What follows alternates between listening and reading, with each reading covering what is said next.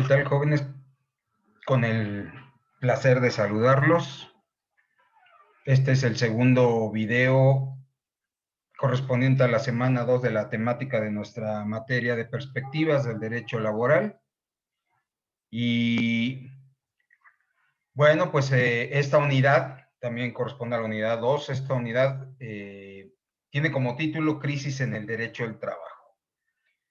Mucho se puede decir de la crisis, no solamente en el derecho al trabajo, sino en el trabajo como tal, en las relaciones laborales y el empleo, jóvenes. Durante mucho tiempo ha habido una gran problemática en el Estado mexicano respecto de las relaciones laborales, de las actividades laborales, que son términos que ustedes ya más o menos tendrán que ir manejando, ya que esta es una maestría en Derecho del Trabajo. Pues no solamente es la cuestión de no observar por parte de algunos patrones los marcos normativos y las obligaciones que tienen tanto en materia de condiciones de trabajo como en materia de seguridad e higiene en el trabajo,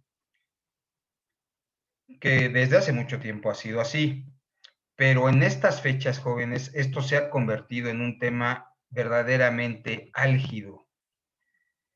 ¿Por qué esta situación, jóvenes? Pues precisamente por la cuestión, uno, de la pandemia y dos, de la falta de asertividad por parte de nuestro gobierno federal. Esa es una gran realidad. Esta problemática se ha acentuado, jóvenes.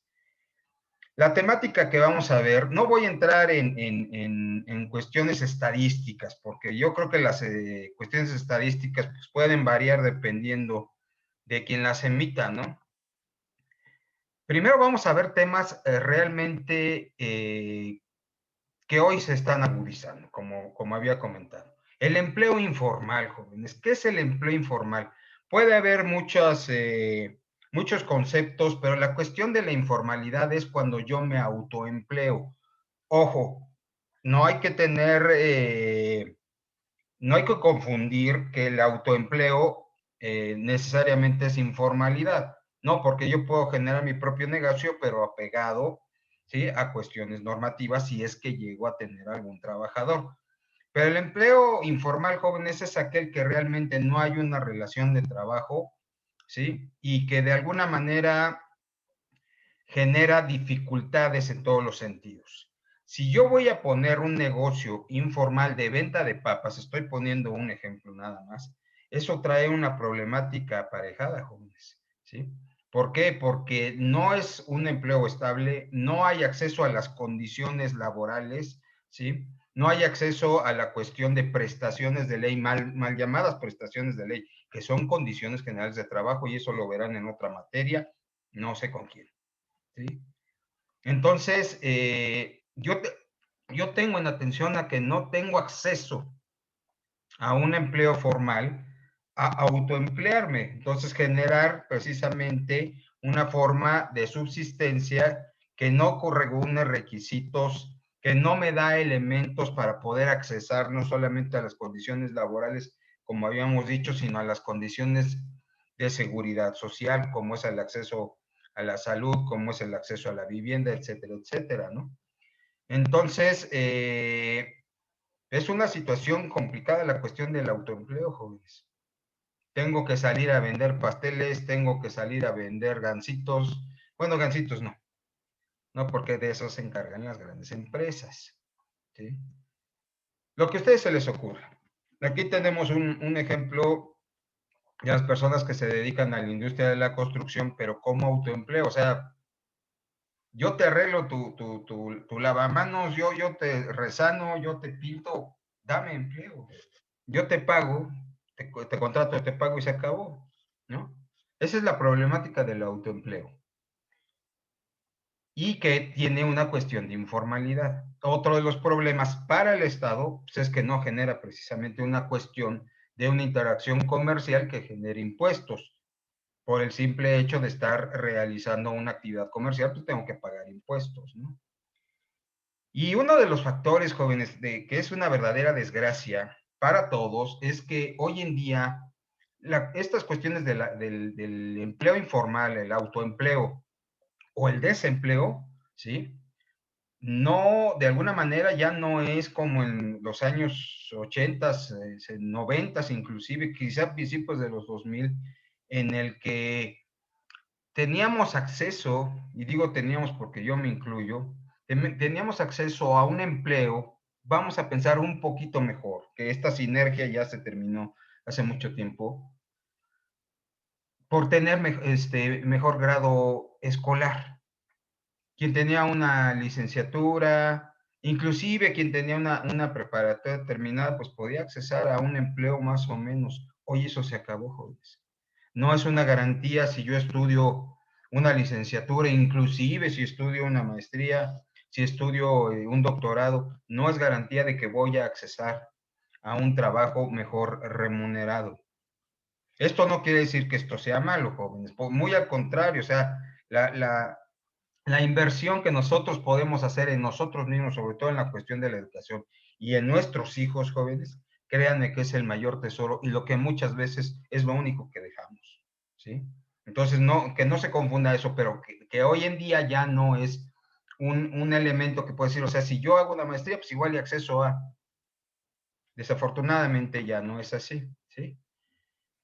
Causas por las cuales la informalidad ha venido creciendo, independientemente de lo que acabo de decir, jóvenes. La cuestión de la pandemia, por supuesto, a nivel global ha venido a traer una serie de elementos en el que mucha gente ha tenido que entrar al empleo informal o definitivamente estar en el desempleo.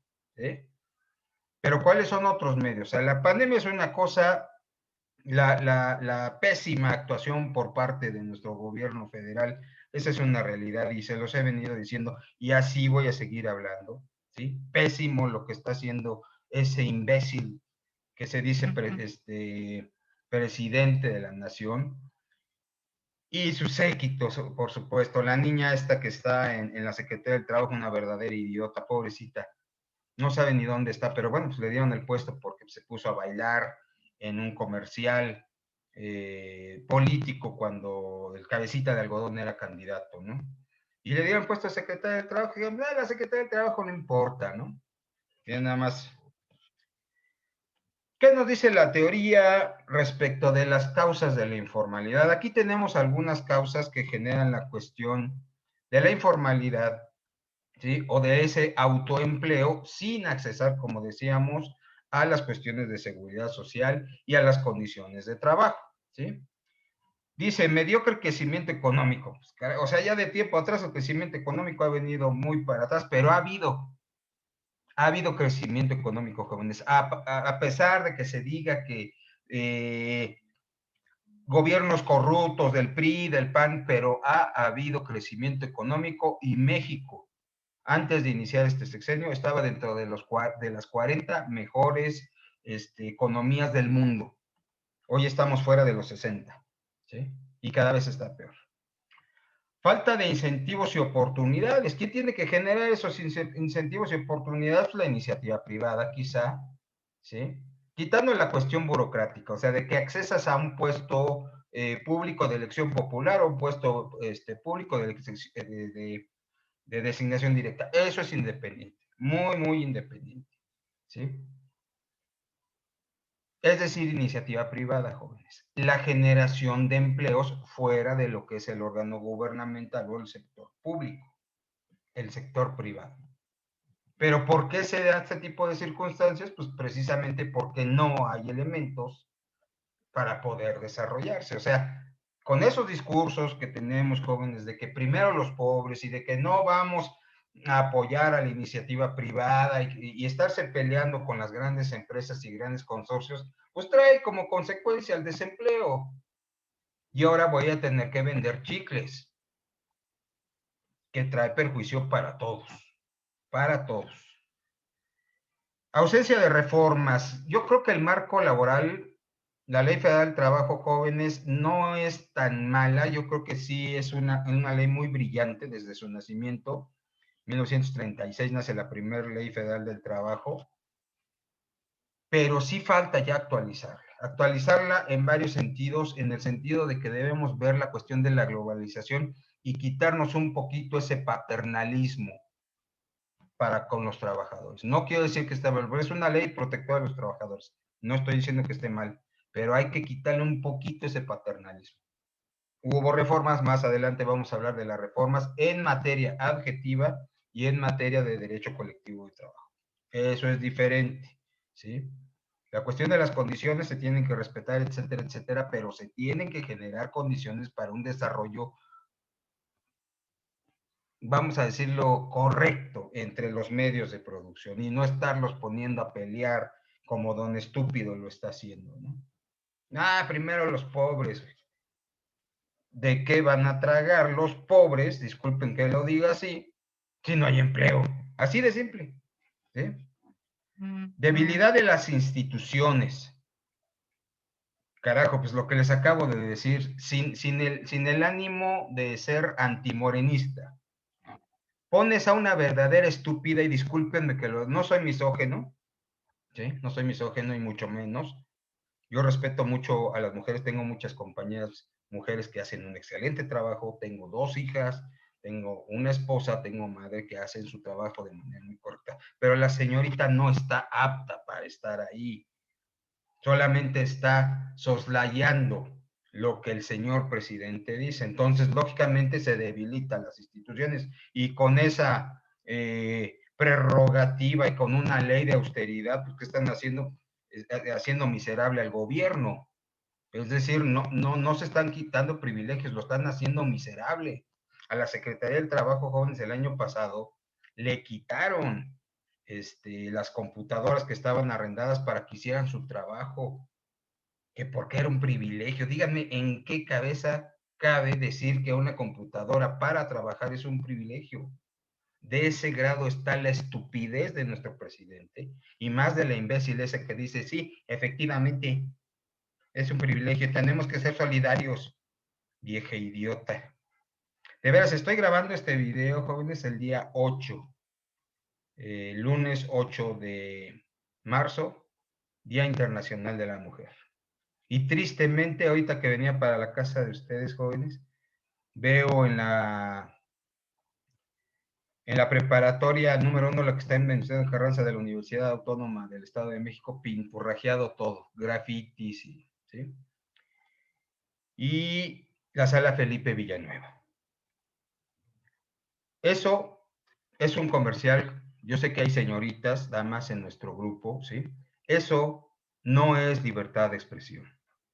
No se soslaya, no se permite, ¿sí? No se entiende ni se justifica convertirse en un vándalo diciendo que está haciendo valer, ¿sí?, su derecho a la libre expresión. Una cosa es libremente expresarte, todas las damas que están en sus días y que ahora se están expresando respecto de lo mal que está haciendo las cosas el gobierno, ¿sí? Pero vandalizar, eso es de nacas, eso es de corrientes, ¿sí? Entonces, eso no se hace. Por eso, ¿sí? Y lo digo en buen plan, por eso los grandes maestros que yo tuve, ¿sí? Y ahora lo entiendo, los grandes maestros que yo tuve en la Facultad de Derecho de la Universidad Autónoma del Estado de México decían, las mujeres son seres de cabellos largos e ideas cortas. Pues que no caigamos precisamente en los años 80 con esa idea, porque eso parece, se están comportando como unas vulgares delincuentes. Eso no se hace. Termina el comercial. Pobre Estado de Derecho. Lo que estamos diciendo, ya necesitamos una reforma a la Ley Federal del Trabajo globalizada y no una Ley Federal del Trabajo netamente social, ¿sí? Con un aspecto en donde sí, efectivamente, se protejan los derechos de los trabajadores, pero también hay que fortalecer un poquito al sector industrial, jóvenes, al sector comercial. Ellos son los que sostienen, sin que se violente la norma.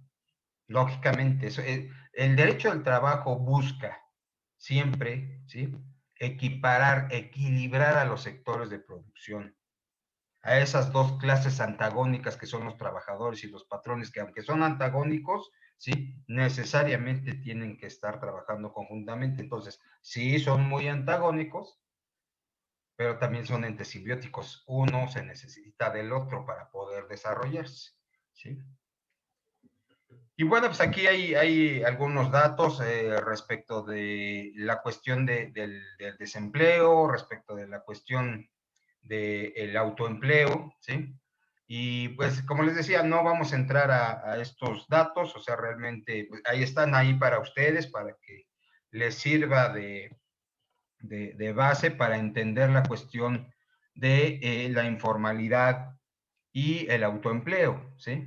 En ese sentido que cada vez se va acrecentando más jóvenes. Hay que llevar de comer a la casa y todavía tenemos la necesidad de pagar servicios, tenemos que pagar agua, tenemos que pagar luz, tenemos que pagar gas, tenemos que pagar impuestos. El Estado no me la va a perdonar y no me está dando los elementos para desarrollarme. Entro en una crisis económica y por eso podemos de alguna manera, es una parte por la cual hay tanta delincuencia y cada vez se incrementa más jóvenes, porque hay diferentes tipos de delincuencia, pero eso es criminología. Soy criminólogo, no voy a entrar a eso, ¿sí? Pero criminólogo porque doy clases en una maestría de criminología, no porque realmente sea criminólogo, pero he aprendido mucho de la cuestión de la criminología y por qué los factores que sí se llegan a dar por la cuestión de los crímenes, ¿sí? Las consecuencias de la informalidad, jóvenes, pues lo que habíamos dicho, pobreza, pobreza, o sea, desde un principio el abuelito dijo, los pobres, mis pobrecitos, todo para los pobres. Tanto los quiere que ahora hay más pobres, ¿sí? Es un impacto social, es otro de los elementos. Efectivamente, un impacto social en el sentido, ¿sí? De no generar elementos de desarrollo, cuando el Estado tiene la obligación de generar todos los elementos para el desarrollo de la persona.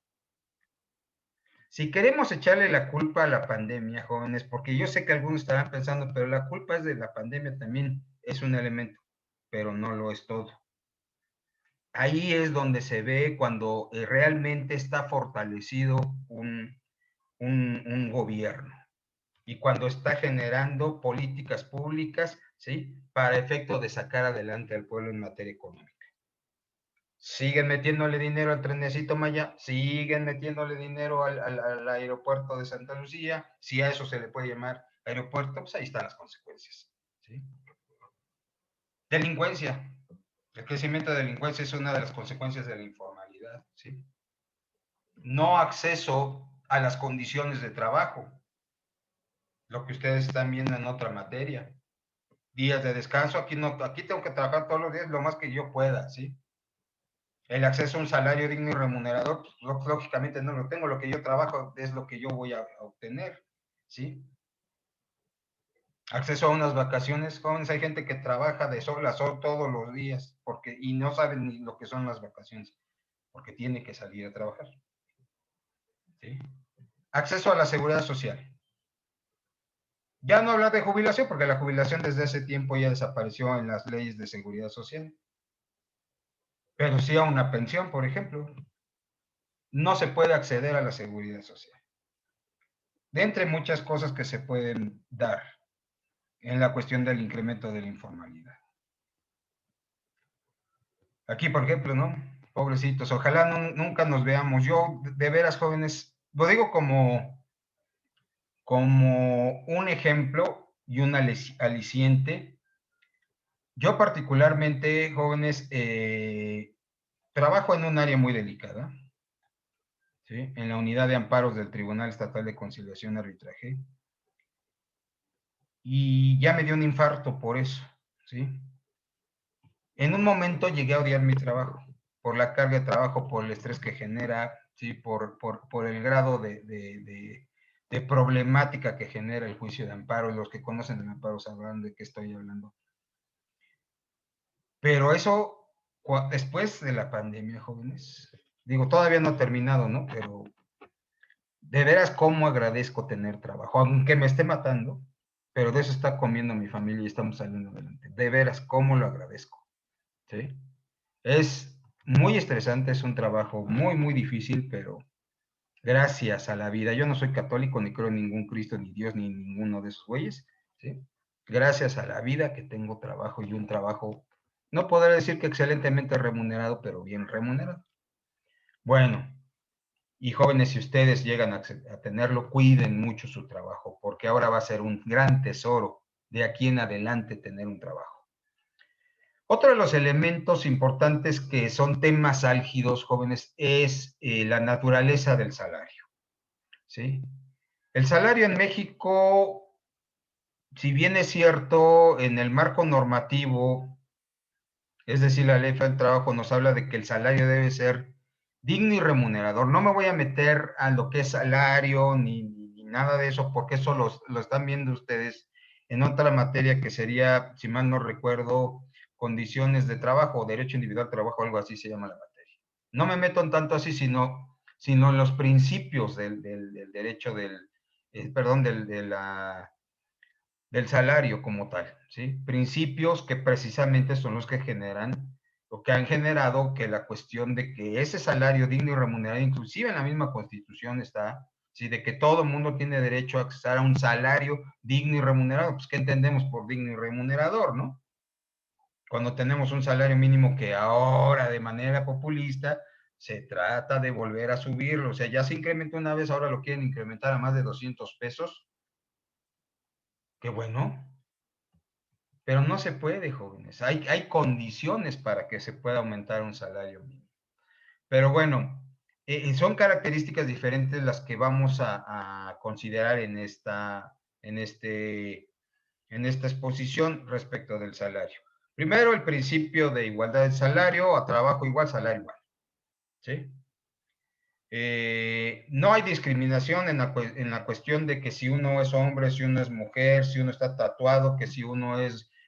hablemos ya de los mayores de edad para poder acceder al trabajo, porque hay trabajo infantil desde los 15 años. Ese es diferente, pero también hay principios de igualdad del salario, ¿sí? Entonces, en igualdad de circunstancias, es decir, en todos los elementos, no importa el credo, no importa si eres homosexual, no importa si eres una feminazi, ¿sí? O sea, no importa eso. Lo importante es la cuestión de la igualdad para el acceso a ese salario, es decir, mujeres y hombres en igualdad de circunstancias tendrán un salario igual. Y el artículo 86 de la ley del trabajo dice que a trabajo igual, ¿sí? Desempeñado, fíjense aquí dice, desempeñado en puesto y jornada y condiciones de eficiencia también iguales, debe corresponderle salario igual. Igualdad de circunstancias. Ese es un principio, perdón, rector del salario. ¿Sí? Igualdad de circunstancias, no importa la persona, no importa la edad, no importa el credo, no importa el sexo. ¿Sí? Eso es muy importante en este principio.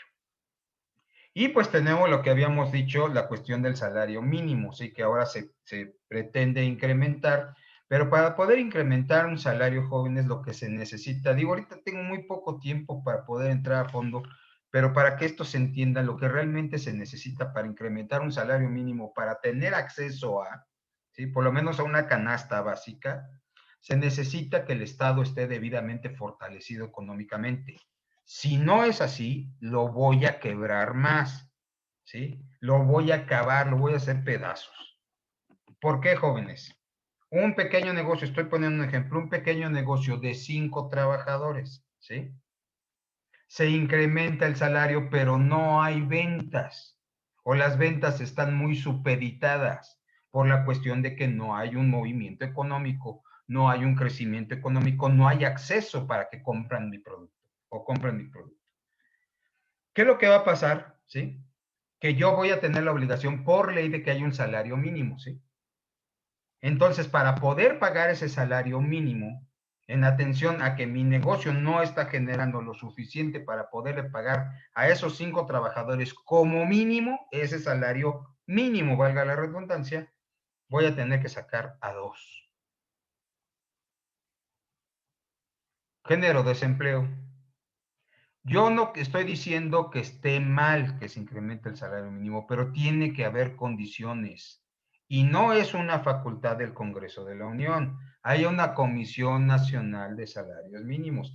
Ellos son los encargados de hacer el estudio para determinar cada año el incremento al salario mínimo. Tanto salario mínimo general como salarios mínimos profesionales, insisto, eso ya lo verán en otra materia. Y si no, ahí está el chat, jóvenes, ahí está, pregúntenme lo que quieran. No soy un experto,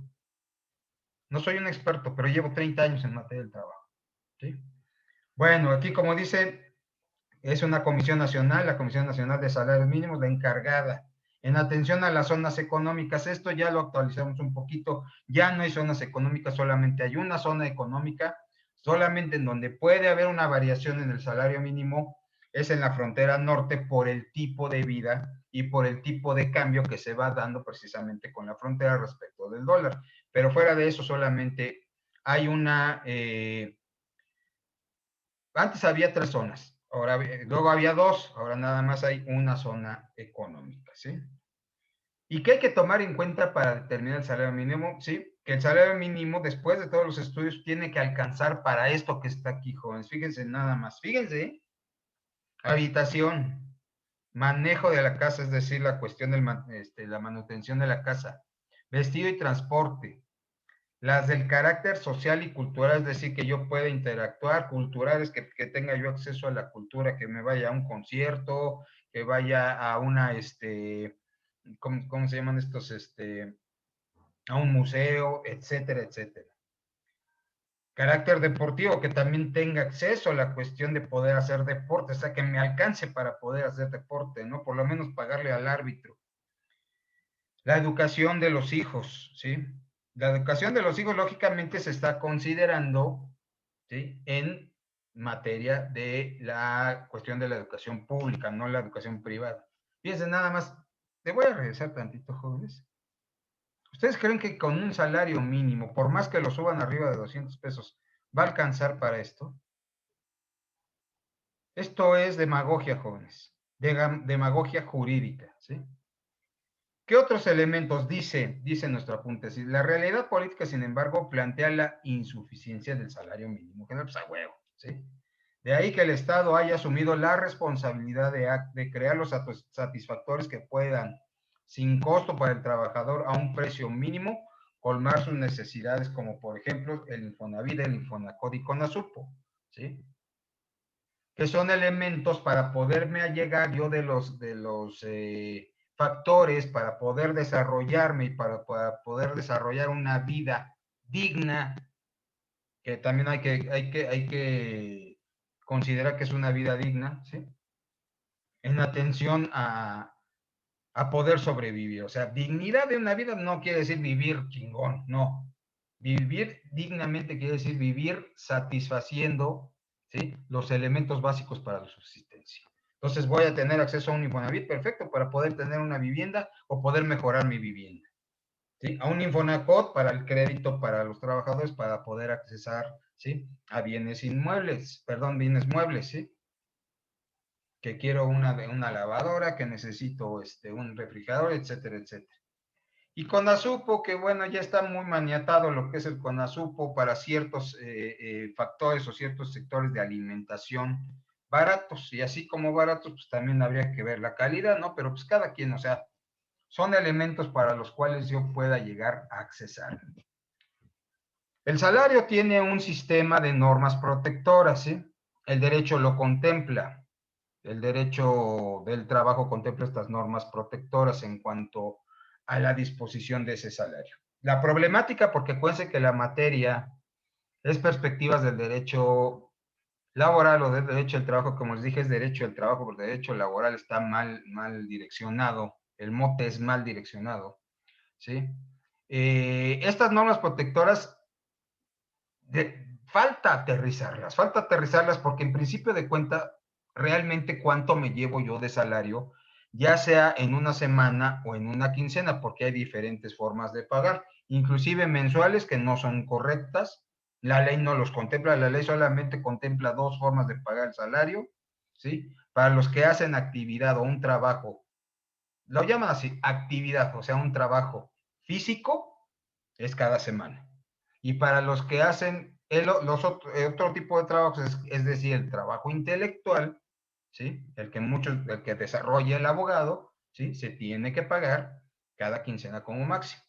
Entonces el mensual y todo eso ya se sale de los parámetros. Pero realmente cuánto me queda y realmente, ya independientemente de impuestos, independientemente de lo que yo pueda pagar para realmente satisfacer mis necesidades. Ese es un grave problema. Pero viendo esa situación, la ley del trabajo brillantemente genera un sistema de normas protectoras al salario, ¿sí? Entonces aquí tenemos, los vamos a mencionar y nada más de manera general lo que son los artículos, para eso se les deja el material didáctico, ¿sí? El derecho a disponer del salario que está en el artículo 98 de la Ley Federal del Trabajo. La libertad de disponer libremente, o sea, no me puedes pagar, patrón, y decirme, te pago, pero tienes que hacer ¿sí? Vas a comprar acá, vas a pagar acá, sí, vas a tener esto, no. Libertad del salario. Si yo lo quiero guardar, si yo me lo quiero gastar en un trancazo, en una borrachera, es mi problema, ¿sí? ¿Por qué esto, jóvenes? Pues esto trata de evitar las tiendas de raya, por ejemplo.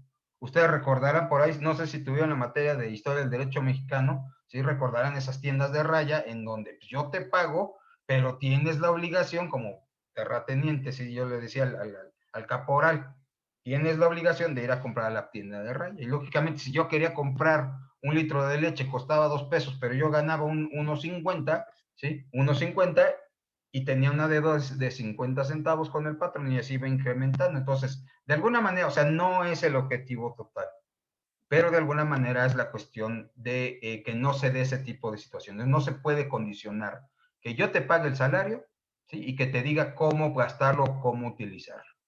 No se puede. Luego tenemos el cobro del salario, ¿sí? El cobro del salario, ¿en qué sentido? ¿Qué nos dice el artículo 100? Dice, el salario se pagará directamente al trabajador.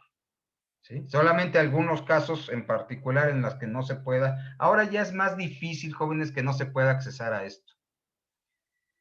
Porque ahora ya las nóminas, en términos generales, no todo el mundo, estoy hablando en términos generales, las nóminas son electrónicas, entonces me pagas de manera electrónica. Pero si es un pago directo, ¿sí? Se tendrá que hacer directamente al trabajador. Si hay circunstancias en las que el trabajador no pueda asistir a recibir su raya, ¿sí? Ya van a ser circunstancias es que una tercera persona vaya, ¿sí? Pero que esté debidamente acreditada y que esté debidamente autorizada por el trabajador. Y se tiene que pagar, dice el artículo 101, en moneda de curso legal. Abusados con esto, jóvenes, porque moneda de curso legal no significa pesos mexicanos. Si a mí me pagan en dólares, a toda madre.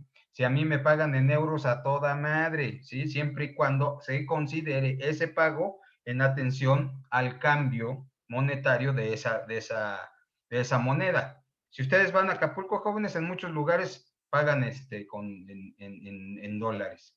Euro, yo creo que un poquito menos, pero sí, ¿sí? El dólar es el que se mueve, jóvenes, es documento de cambio, ¿sí? Es una divisa de cambio, entonces, abusados con moneda de curso legal no significa pesos mexicanos, ¿sí?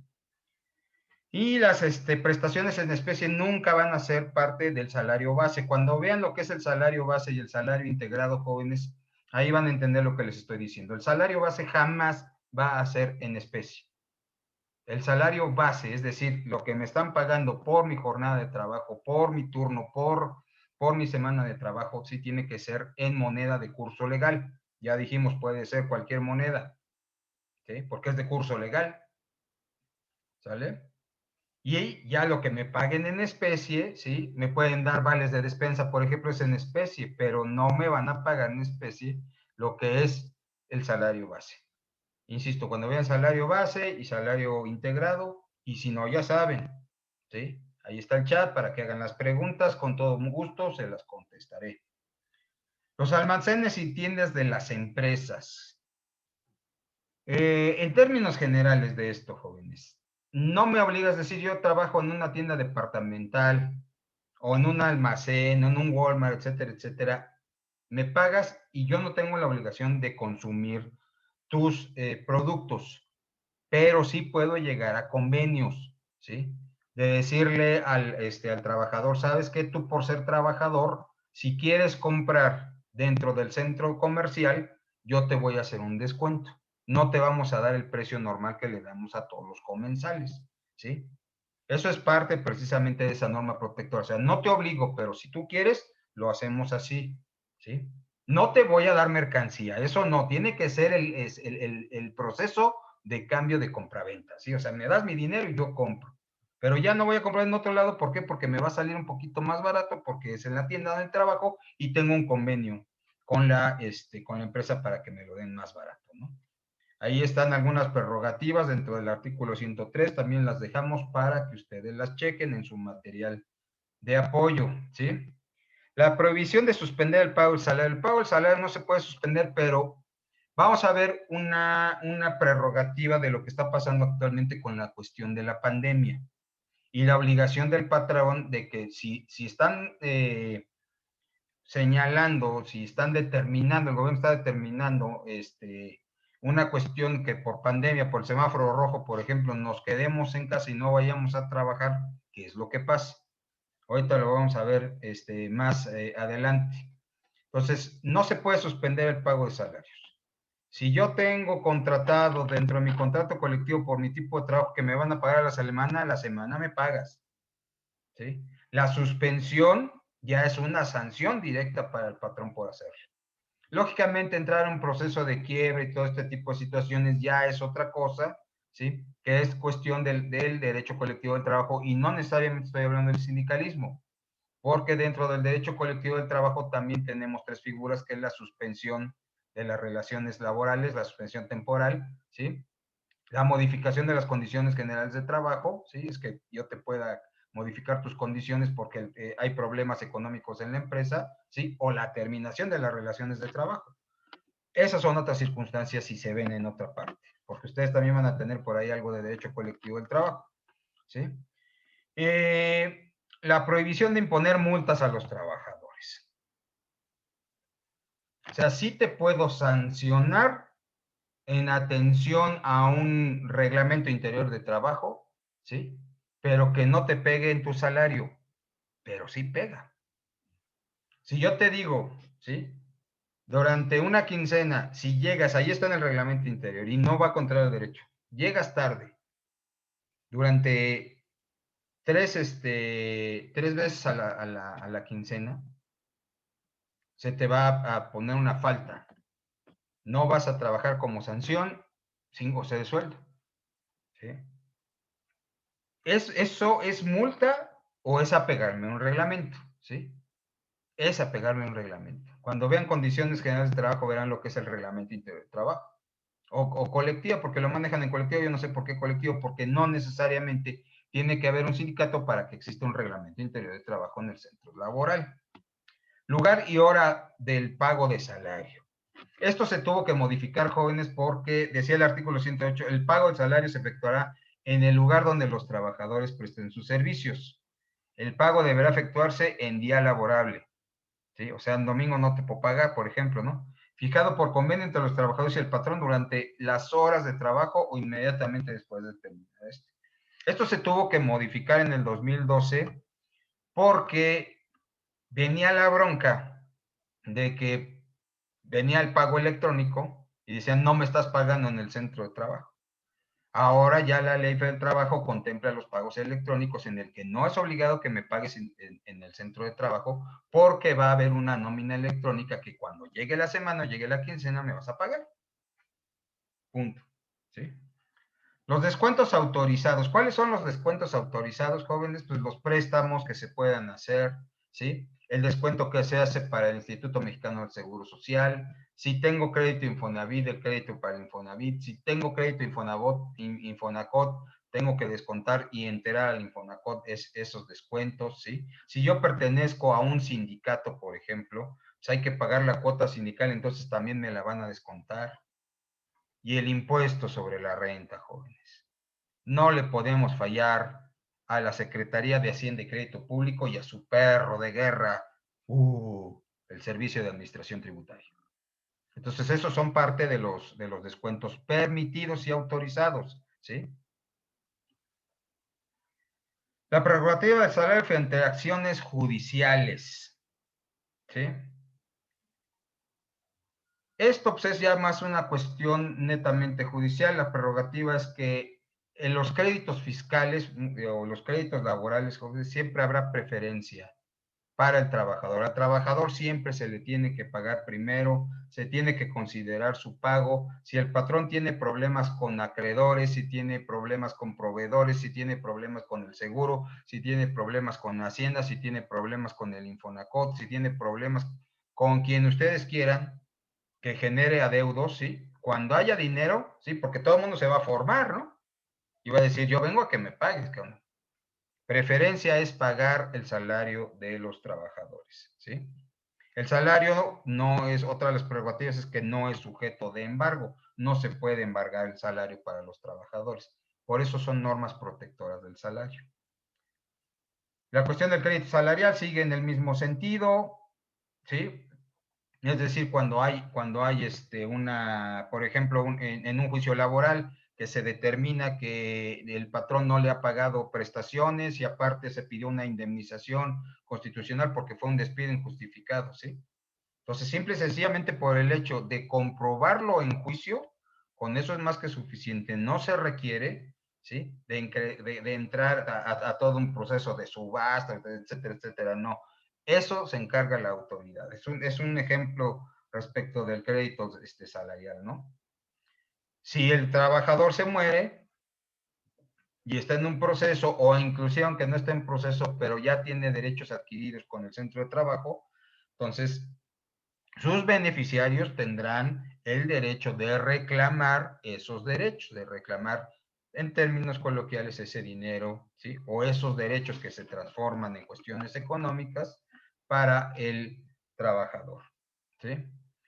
Y la falta de obligación, lo que les decía, del pago del patrón del salario a los trabajadores. Fíjense bien cómo está, aquí ha generado algo de controversia porque el artículo 42 dice, ¿sí? Son causas de suspensión temporal de las obligaciones de prestar el servicio y pagar el salario sin responsabilidad para el trabajador y para el patrón, es decir, no trabajas, no te pago, ¿sí?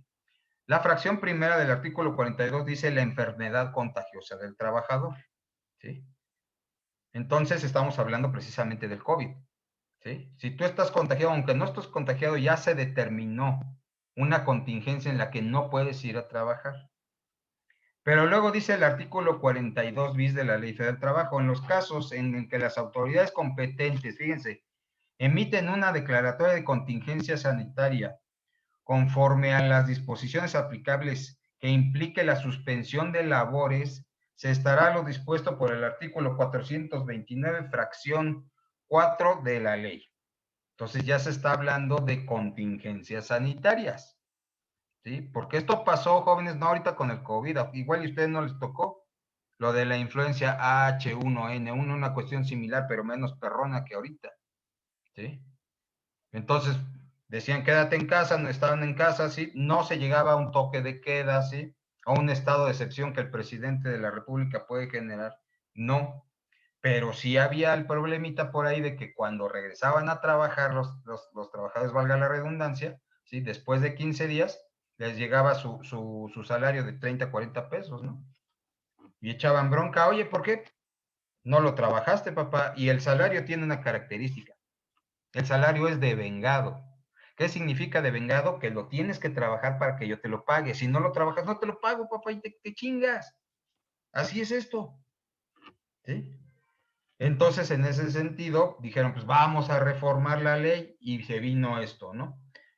Entonces, se declaran las contingencias sanitarias y fíjense, se cae en una mala sintaxis en la que realmente no se entiende bien qué es lo que se quiso decir. Dice el artículo 429, fracción cuarta de la Ley Federal del Trabajo, establece que cuando ocurra la suspensión de labores o trabajo por motivo de contingencias sanitarias, que es el caso actual, la indemnización al trabajador sería equivalente a un día de salario mínimo general vigente por cada día que dure la suspensión, sin que pueda exceder de un mes. Es decir, ¿qué quiere decir esto? Es una cuestión de interpretación, jóvenes, y por esto es una maestría. Ya interprétenlo. Más adelante vendrá un trabajo respecto de esto, ¿sí? Uno, quiere decir que independientemente de mi salario, tú me vas a indemnizar con un día de salario más, independientemente de mi salario, es decir, aunque no lo trabaje, me lo pagas, ¿sí? O, como no estamos trabajando, no te voy a pagar tu salario, pero yo te voy a dar un día de salario diario, de salario mínimo diario, ¿sí? Lo que dure la contingencia si no pasa de 30 días, un mes. Son dos interpretaciones, jóvenes. ¿Cómo se ha aterrizado? Eso quedará para el próximo video. Jóvenes, esto sería todo por el día de hoy en este video. Yo espero que les esté gustando la materia y recuerden que es, ¿sí?, una situación de retrospectiva de lo que está pasando actualmente en el derecho al trabajo, ¿sí? No es derecho del trabajo individual, derecho colectivo, derecho procesal, no. Es más ver la cuestión de la problemática. Por eso empezamos el día de hoy con la cuestión del autoempleo, ¿sí?, el empleo informal, el desempleo, etcétera, etcétera. Jóvenes, pues muchísimas gracias por su atención y pues nos estaremos viendo en la próxima grabación. Ya estarán las actividades para que ustedes las desarrollen. Cuídense mucho y nos estaremos saludando.